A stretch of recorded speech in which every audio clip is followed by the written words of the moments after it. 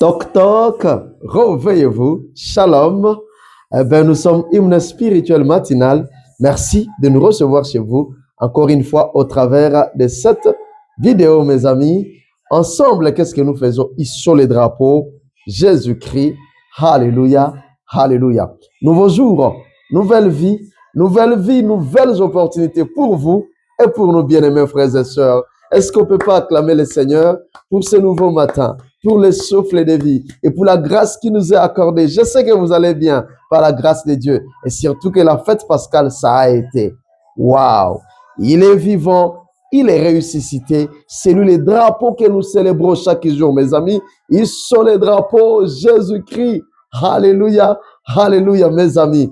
Waouh! Nous bénissons le Seigneur, bien-aimés frères et sœurs, pour vous. Merci pour les témoignages que vous ne cessez de nous adresser. Merci pour votre intérêt à Hymne Spirituel Matinal. Merci pour vos commentaires. À tous ceux qui se sont déjà abonnés, big up à vous. Soyez abondamment bénis. Et vous qui attendez encore vous abonner, aujourd'hui c'est votre jour de vous abonner. Nous attendons. Vous, c'est un simple geste, mais pour nous, ça compte beaucoup. Alléluia. Commentez. Partagez cette émission. Ensemble, bâtissons Hymne Spirituel Matinal pour la gloire de Dieu. Onésime, c'est notre thème de l'année. Une année de mon utilité, l'année 2026. Waouh! Nous allons nous excuser pour la qualité de l'image de la fois passée. La technique a des problèmes, a des cas de caprices. L'image était vraiment floue. Merci pour vos remarques. Et merci de nous porter dans vos cœurs, mais aussi de continuer à prier pour nous. Ensemble, mes amis, allons-y dans notre utilité cette année. Celebrate Jesus. Celebrate. Wow. Nous sommes en train de parler de la révélation, c'est-à-dire les quelques principes de l'utilité, et nous en sommes à la révélation comme premier principe que le Saint-Esprit nous a communiqué. Wow. Bien mes frères, pendant que nous sommes en train de célébrer Jesus, celebrate, il y a ces chants qui arrivent. Your word is a revelation. Ta parole, c'est une révélation. Alors, nous y allons en écoutant les messages de ce matin pour nous par le Saint-Esprit.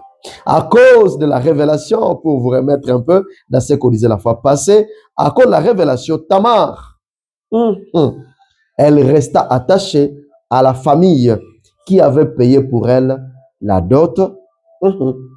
Une grande valeur que nous avons apprise d'elle. Wow! Et nous bénissons toutes les femmes encore qui restent attachées à leur mari. Alléluia. Toutes les femmes fidèles, que Dieu vous bénisse, ça fait du bien.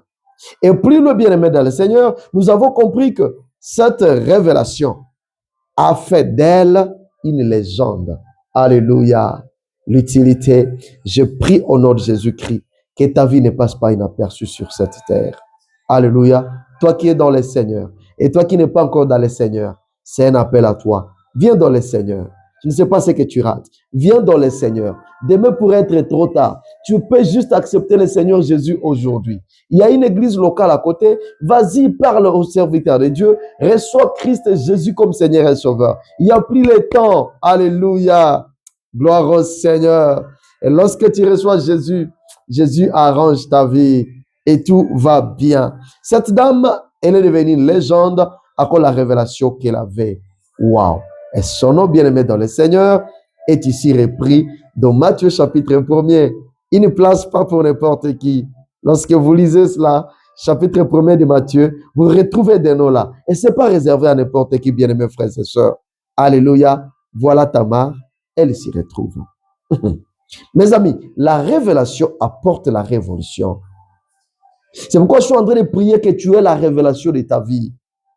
Et la révélation de ta vie, vous verrez les gens servir Dieu avec révolution. Vous les verrez toujours attachés au service. Ils sont attachés à ceci ou cela, à leur mission, à leur appel, parce qu'ils ont eu la révélation de cela. Quand on a la révélation, on a la révolution. Et dans la révolution, bien-aimés frères et sœurs, il y a l'évolution. Quand tu as la révolution, il y a l'évolution. Aha. Aha. Alors, mes amis, comme nous avons promis la fois passée, nous avons promis la fois dernière que nous allons parler, après Tamar, nous allons parler d'une autre femme de la catégorie de Tamar. Alléluia. Basta. Est-ce que c'est le mois de mars? Pourquoi continuez-vous à amener des figures de femmes? Non, il ne s'agit pas du mois de mars, mais c'est juste la manière dont Dieu a intervenu dans des vies de ces femmes ici, que ça nous vient comme message. Alléluia. Donc, ne soyez pas lésés, mais nous prenons ces gens ici comme des personnes bibliques au travers de qui Dieu est intervenu. Alléluia. Donc, après Tamar, lisons la Bible. La Bible dit, Salmon engendra Boaz de Rahab. Salmon engendra Boaz de Rahab. Vous pouvez continuer la lecture, mais nous, ce qui nous intéresse pour ce matin, ça se limite là-bas. Matthieu chapitre 1er, le verset 5. Alléluia. Lisez, aussi vous allez comprendre quelque chose là-bas. Encore une prostituée. Ah, basta. Non seulement ce sont les femmes, mais encore des prostituées, basta. Vous venez encore avec une autre prostituée et tu vois en train de faire l'apologie de la prostitution, basta. Eh ben non, non, non. Loin de là, je ne suis pas en train de faire l'apologie de la prostitution, bien aimés frères et sœurs. Ça ne peut pas quand même se faire, mes amis. Plutôt, leur manière de faire les choses. Je crois que c'est là où tu es en train de saisir aussi les messages. Nous sommes plutôt dans leur manière de faire les choses. Tamar et pour aujourd'hui, Rahab, voyons leur manière de faire les choses. Ne les taxons pas d'être ce qu'elles ont été, mais plutôt voyons comment Dieu est intervenu dans leur vie. C'est ce qui nous intéresse. Alléluia. Rahab était aussi une prostituée, oui. Et d'ailleurs, si tout dépendait de nous, c'est-à-dire vous et moi, cette dame ne mériterait même pas que son nom soit mentionné dans la Bible, n'est-ce pas?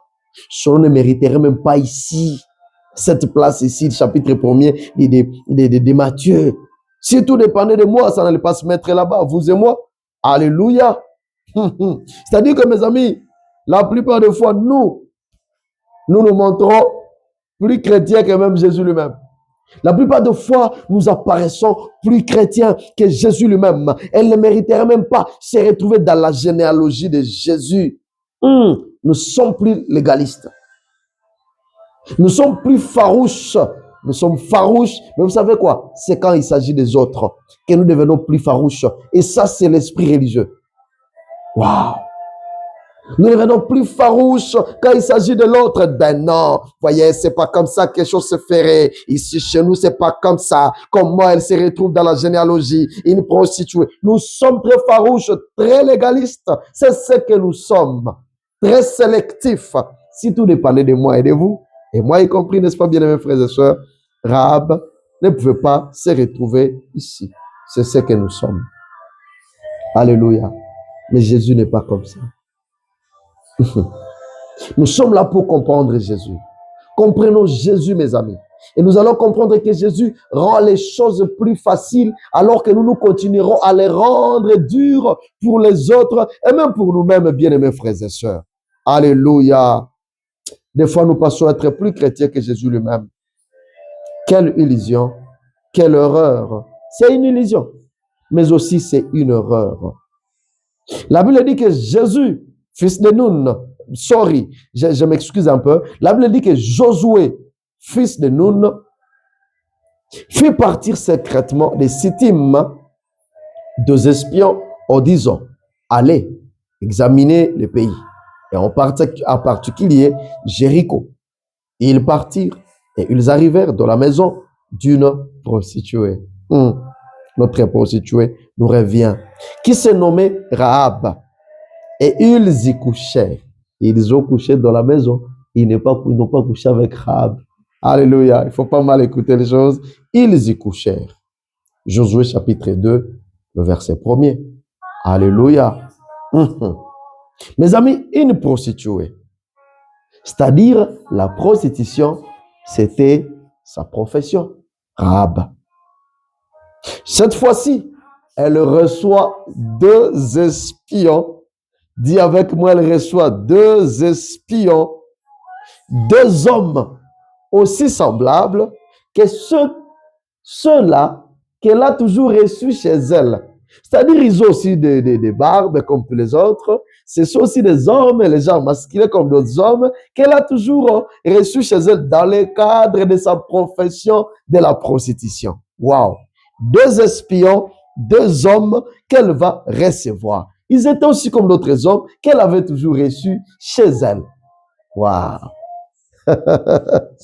Mes amis, cette fois-ci, pendant qu'elle reçoit ces deux hommes, ces deux espions, elle n'y saute pas comme une opportunité. Elle ne va pas saisir cela comme une opportunité qu'on peut dire waouh, oh les deux beaux gosses, hein? Ils sont beaux là. Ah, ah. En plus, ce sont des étrangers.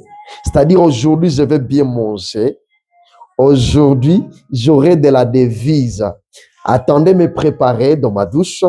Commencez à voir comment je vais les séduire. Je sors dans ma chambre avec des cils jusqu'ici. Je sors avec le mascara jusqu'à je ne sais pas combien de couches. Aujourd'hui, je vais arranger ma perruque parce que je viens de recevoir. Je ne suis pas allé les chercher. Ils sont venus, mes amis. Elle peut même commencer à appeler ses amis prostituées. Vous savez quoi? Aujourd'hui, à bonne affaire d'un, aujourd'hui, j'ai reçu des étrangers. Ils sont mignons. Ils sont doux, ils sont beaux. Aujourd'hui, je suis dans une bonne affaire. Je me suis réveillé du bon côté, mes amis.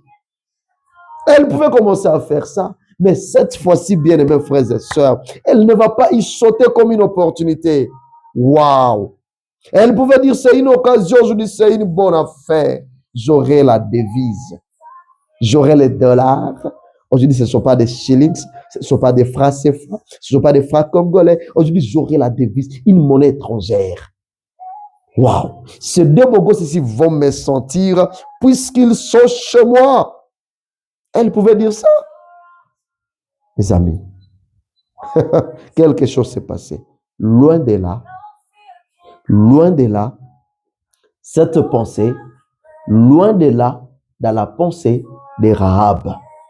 La révélation, bien-aimés frères et sœurs, avait prévalu sur la prostitution. Alléluia, tu peux dire amen. La révélation a prévalu sur la prostitution. C'est ce qui est arrivé dans la vie de cette dame. Pouf! Elle a eu l'éclairage, elle a eu la révélation, et la révélation a pris l'ascendance sur la prostitution. Quand on a la révélation, on peut calmer ses désirs, on peut éteindre ses désirs, on peut éteindre mes amis. Elle a été la prostitution pendant 7 ans. Elle a regardé les beaux gosses, mais elle a dit non. Elle a eu l'éclairage de l'esprit. Elle a été révélée. Et lorsqu'elle est révélée, la révélation a prévalu sur la prostitution. Alléluia. Et elle avait la révélation selon laquelle ceux-ci étaient du peuple élu de Dieu.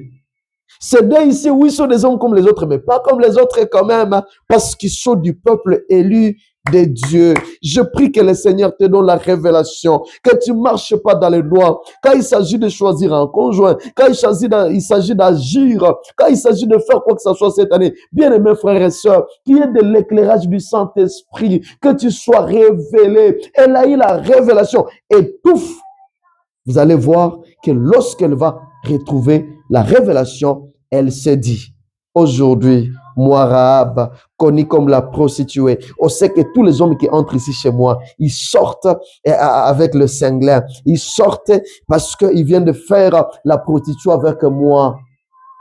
Aujourd'hui, je veux faire les choses différemment. Alléluia. Et là, c'est une sœur qui s'est dit ce matin. Là, c'est un frère qui s'est dit ce matin parce qu'il a la révélation par rapport à sa vie.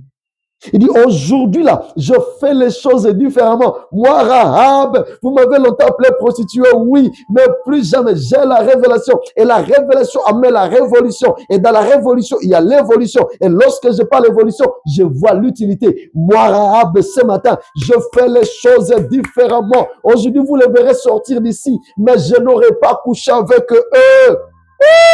Ainsi, les beaux gosses vont sortir, mais ils n'ont pas couché avec elle, mais ils y couchèrent quand même dans cette maison, mais ils n'ont pas couché avec elle. Aujourd'hui, je vais faire les choses différemment. Elle s'est dit elle-même. Alléluia. Ce matin, c'est ta parole, ça s'adresse à toi. Est-ce qu'une sœur, à cause de la révélation, un frère peut se dire, aujourd'hui, je fais les choses différemment.